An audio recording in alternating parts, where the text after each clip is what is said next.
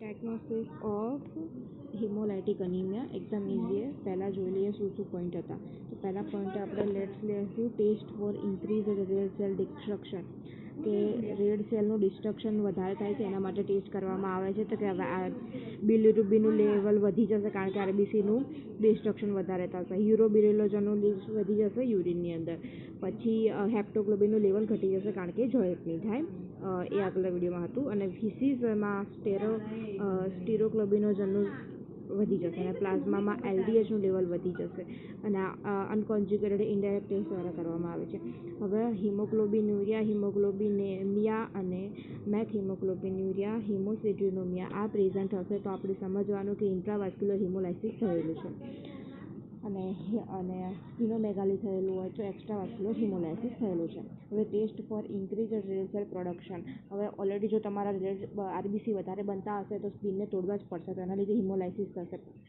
તો આરબીસી વધારે બનતા હશે તો એ લોકો મેચ્યોર નહીં બનાવી શકે, ઇનમેચ્યોર બનાવશે. તો અનમેચ્યોર બનાવશે એટલે રેટિક્યુલોસાઇટ્સ વધારે જોવા મળશે. રેટિક્યુલોસાઇટનું પ્રમાણ વધારે જોવા મળશે. તો કે generally appearance is a sense of useful initial test for marrow erythroid hyperplasia. તમારો મેરો બહુ વધારે કામ કરે છે, તો વધારે કામ કરતા હોવાથી આરબીસી વધારે બનાવશે અને આરબીસી વધારે બનાવશે એટલે રેટિક્યુલોસાઇટનું પ્રમાણ વધી જવાનું. બ્લડ સ્મિયર કરવાનું, બ્લડ શેરમાં દેખાશે આરબીસી કેટલાય, રેટિક્યુલોસાઇટ કેટલાય, બીજા કેટલાય. અને બીજું છે કે બોન મેરો એક્ઝામિનેશન કરવાનું. હવે રૂટીન બ્લડ સ્મિયર કર્યું હોય તો રૂટીન બ્લડ સ્મિયરમાં આપણે જે નોર્મલ આરબીસી હતા એના કરતાં મોટા દેખાશે કારણ કે એ લોકોને મેચ્યોર થવા માટે ટાઈમ નહીં મળે. તો એ મેક્રોસાઇટોસિસ જોવા મળશે. બીજું પોલિક્રોમેટિસિન જોવા મળશે એટલે એની અંદર હિમોગ્લોબિન હશે અને બીજું બધું બાકી રહેશે કારણ કે ટાઈમ નહીં મળે એ લોકોને. અને પ્રેઝન્ટ ઓફ ઇરિથ્રોબ્લાસ્ટ. હવે ઇરિથ્રોબ્લાસ્ટ એટલે કે જે આરબીસીની ઉપરવાળા જે બી સેલ હતા એ બધા ઇરિથ્રોબ્લાસ્ટ. બોન મેરો એક્ઝામિનેશન કરવાથી erythroid hyperplasia with usually raised iron stone. હવે દેખો આયર્ન સ્ટોન એટલા માટે જોવા મળશે કારણ કે એ લોકો આયર્નને વધારે બોલાવશે કારણ કે એમને આરબીસી વધારે બનાવવાના છે એટલે આયર્નના સ્ટોન જોવા મળશે. પછી છે test for damaged to red cell. Test for damage to red cell. હવે રેડ સેલ તમારા બરાબર છે પણ એની અંદર એવી તો શું ખામી કે વધારે માત્રામાં લોકો ડેમેજ કરે છે. કે અબનોર્મલ મોર્ફોલોજીકલ અપિયરન્સ ઓફ આરબીસી.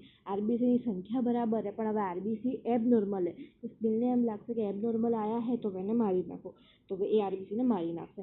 તો હવે અમારે ઓસ્મોટિક ફ્રેજિલિટી એની અથવા ઇન્ક્રીઝ થઈ ગઈ અથવા ડિક્રીઝ થઈ ગઈ એટલે માપની નહીં હોય તો સ્પ્લિન એને મારી નાખશે.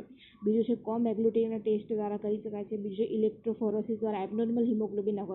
હવે સિકલ સેલની અંદર એબનોર્મલ હિમોગ્લોબિન આવ્યું તો હવે ઇલેક્ટ્રોફોરેસિસથી ખબર પડશે કે એચબીએસ આવ્યું કે એચબીએ આવ્યું. બીજું છે એસ્ટિમેશન ઓફ એચબીએ. પછી ફિટલ હિમોગ્લોબિન હશે તો બી આરબીસીને તોડી નાખશે. ટેસ્ટ પર સિકલિંગ. હવે સિકલિંગ હશે એટલે કે સિકલ સેલ એનિમિયાના લીધે હશે તો બી આરબીસીને તોડી નાખશે. અને બીજું છે G6PD ડેફિશિયન્સી સ્ક્રીનિંગ દ્વારા. હવે G6PD એન્ઝાઇમ નહીં હોય તો એન્ઝાઇમ ના હોવાથી એની આરબીસીના મેમ્બરની ઇન્ટિગ્રિટી નહીં હોય તો હવે એના લીધે એ લોકો તોડી કાઢશે. અને હેન્સ બોડી દેખાશે. હેન્સ બોડી ટેસ્ટ આગળ આવ્યો તો પણ હાલ યાદ નથી, એ જોવો પડશે. અને બીજું છે test for red cell life span. હવે રેડ સેલ લાઈફ સ્પાનની આપણી નોર્મલ લાઈફ સ્પાન છે 120 દિવસ. જો નોર્મલ લાઈફ સ્પાન કરતાં એટલે કે 40 દિવસ આરબીસીની લાઈફ સ્પાન 40 દિવસ હશે તો મોડરેટ હિમોલાઇસિસ જોવા મળશે. અને જો આરબીસીની લાઈફ સ્પાન 5 થી 20 દિવસની હશે તો સિવિયર હિમોલાઇસિસ જોવા મળશે. હવે એના માટે આપણે આરબીસીને ક્રોમિયમ 51 દ્વારા લેબલ કરી દઈશું અને આરબીસીને જોઈશું કે હવે કેટલા દિવસ માટે એ જીવે છે. હવે ક્રોમિયમ 55ને મેજર કરવાથી ખબર પડી જશે કે હવે ક્રોમિયમ 55નું ડિસ્કાઉન્ટ ઘટે છે તો આટલા ટાઈમ માટે આરબીસી તૂટી જશે. તો આપણે કયા ટેસ્ટ કર્યા increase red cell destruction. Red સેલનું વધારે તૂટે છે, રેડ સેલ વધારે બને છે, રેડ સેલ ડેમેજ થાય છે. તો રેડ સેલ ડિસ્ટ્રક્શન થાય છે એટલે બિલિરુબિન ને યુરોબિલિન ને હેપ્ટોગ્લોબિન એ બધાની વાત કરશું. ઇન્ક્રીઝ રેડ સેલ પ્રોડક્શન થાય છે તો એના માટે આપણે વાત કરશું કે આપણે રેટિક્યુલોસાઇટનું પ્રમાણ વધારે છે, બ્લડ સ્મિયર જોશું અને બીજું જોશું કે માઇક્રોસાઇટિક જોવા મળશે અને બોન મેરો એક્ઝામિનેશન કરશું. ત્રીજું છે કે ડેમેજ ટુ રેડ સેલ, કે ભાઈ એની અંદર કોઈ એબનોર્મલ છે તો એના લીધે એ લોકો ડેમેજ કરશે. ઓસ્મોટિક ફ્રેજિલિટી, કોમટેસ અને ઇલેક્ટ્રોફોરેસિસ કરશે. ને છે કે લાઈફ સ્પાન જોશું કે આરબીસીની લાઈફ સ્પાન કેટલી છે ક્રોમિયમ 51 લેબલ દ્વારા. પૂરું.